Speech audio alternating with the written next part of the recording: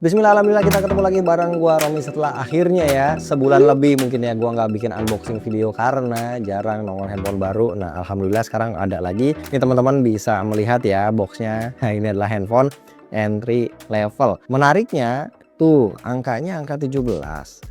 Backgroundnya warna merah, momen 17 Agustusan, nah ibaratnya kayak gitu ya. Nah, intermezzo sedikit ya, kalau handphone entry level zaman now ya, the new normal ini harganya pada naik karena kelangkaan chipset, kelangkaan RAM, terus juga dolar. Intinya menyebabkan harganya otomatis jadi naik, yang tadinya kita bisa dapetin di harga 1-2 jutaan, sekarang mungkin 2 jutaan atau bahkan mungkin 3 jutaan ya untuk sebuah handphone entry level seperti Redmi 17 ini. Di sini kita bisa ngelihat spesifikasinya, ada baterai, ada kemampuan charging, ada proteksi layar, ada dimensi layar, ada chipset dan juga ada kameranya. Nah, untuk isi paket penjualannya singkat aja ya. Kita yang pertama dapat SIM ejector seperti ini, ada ucapan terima kasih dan juga ada quick guide. Nggak lupa juga ada casing transparan seperti ini, standar aja ya, lumayan lah daripada nggak dapat. Dan terakhir dapat sepasang ini kabel data USB A to C dan juga chargernya ini enaknya udah dikasih 45 watt ya. Harusnya ini kayaknya lebih gede dibanding yang versi sebelumnya. Sekarang moment of truth ya, handphonenya nih. Bagian belakangnya ternyata beneran cakep loh. Ini warnanya oak green, jadi ada unsur-unsur kayak dedaunannya ya, kayak leaf gitu. Jadi kelihatannya warna hijau dengan aksen daun-daun seperti ini kayak seger. Nah, untuk handphonenya sendiri ini 232 gram, ini udah kayak megang iPhone Pro Max series ya. Enak sih, feelnya mantap. Nah, untuk bodi bagian belakangnya ini harusnya sih bodinya plastik ya, terus juga framenya juga sama ya, plastik polikarbonat. Frame kameranya dan juga modul kameranya sekarang udah lebih oke lah, nggak terlalu mencolok. Terus juga satu yang menarik di sini ada seperti ini nih, LED ya yang bisa menyala. Nanti kita akan coba sama-sama. Body tour sekarang kita lihat di bagian atasnya, wih masih dikasih jack audio 3,5 mm, ada grill speaker. Di sebelah kanan ada tombol power, ini menyatu dengan fingerprint ya. Terus juga ada tombol volume yang dibikin cuma satu aja buat volume up dan down. Kemudian di sebelah kiri ini kosong dan di bawah ada port USB-C, ada slot kartu. Ini masih bisa pakai micro SD ya ngomong-ngomong.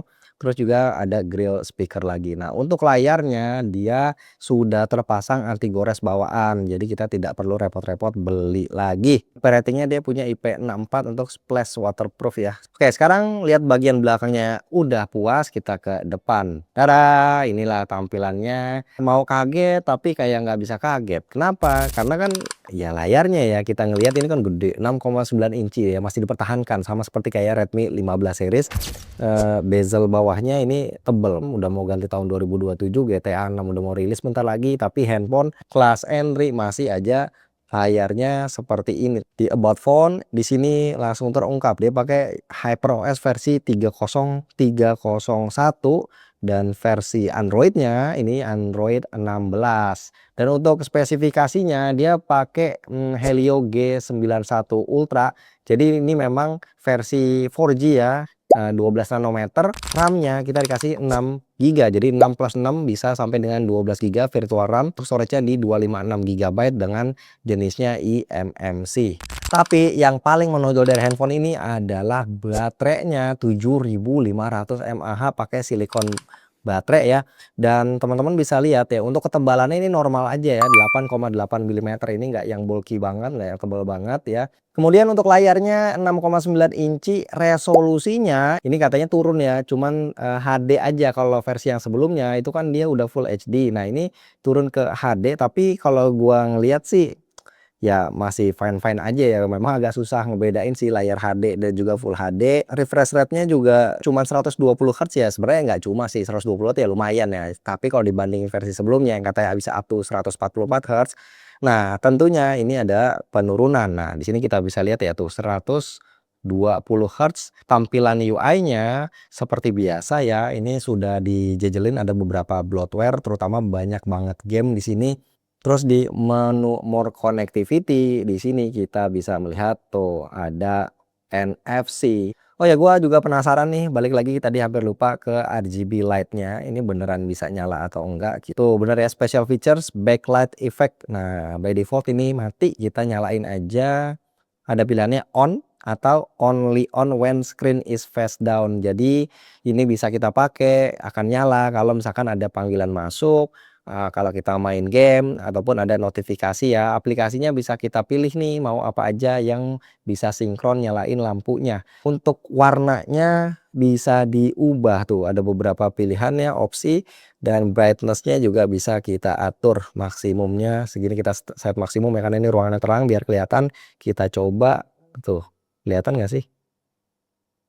Tuh ya, harusnya kelihatan. Tuh.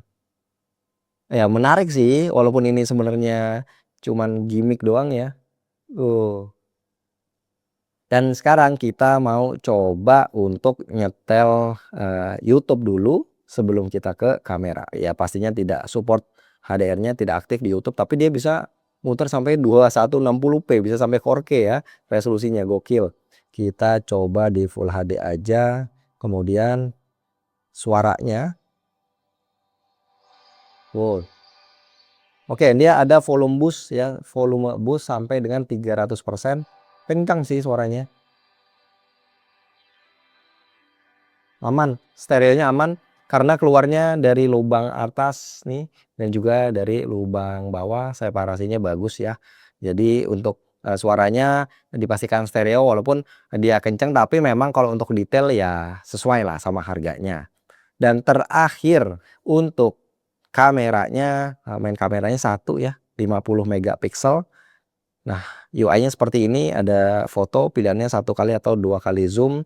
Kemudian maksimum zoomnya sampai dengan 10 kali, ada mode portrait juga.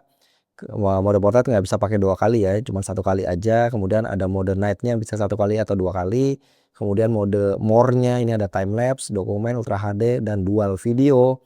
Kemudian ada mode pro-nya juga, tapi gua nggak yakin kepake-pake amat sih ya kalau handphone entry level ya mode pro-nya. Kemudian untuk videonya bisa merekam di 1080 30 fps aja.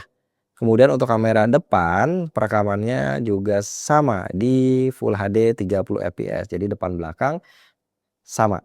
Oke, closing untuk sebuah handphone yang prediksi gua harganya 2 jutaan atau mungkin 3 juta kecil ya. Ini adalah handphone yang secara looks menarik.